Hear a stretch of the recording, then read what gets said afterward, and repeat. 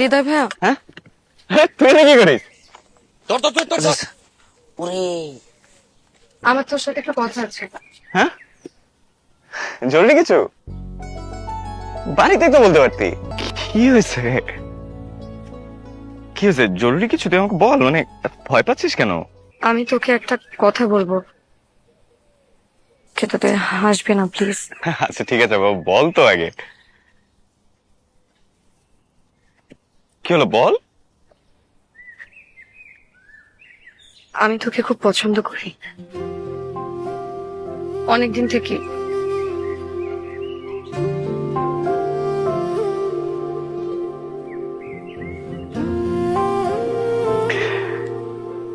তিতলি, আমি জানি আমি ছোট, কিন্তু আমি সিরিয়াস, বিশ্বাস কর। তিতলি তুই এখনো কলেজে পড়িস। তাতে কি হয়েছে? অনেক কিছু হয়েছে।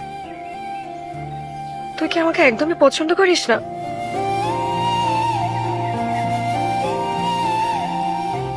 তিতলি তুই তুই খুব ভালো একটা মেয়ে। এইসব শোনার জন্য তো আমি তোকে এতক্ষণ এত কিছু বলি নাই।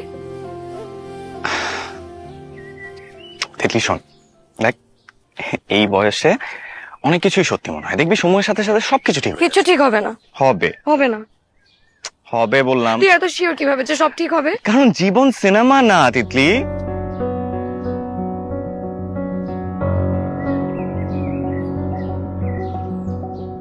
তাহলে এখন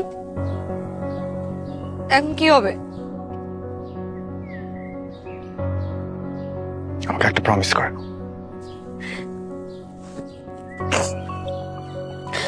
কি?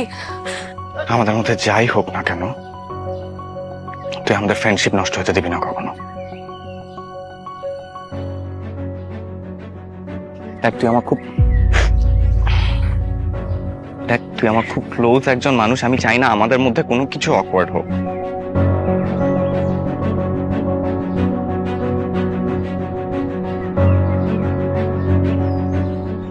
আমি জানি না আমি পারবো কিনা, কিন্তু যদি কোনোদিন পারিও, তুই কোনোদিন আমাকে অন্য কোনোভাবে পাবি না।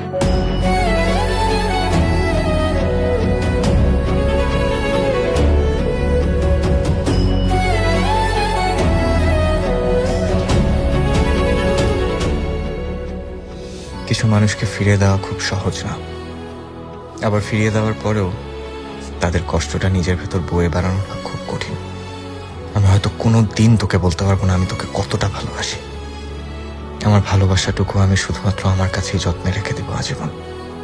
আমাকে কখনো ক্ষমা করিস না,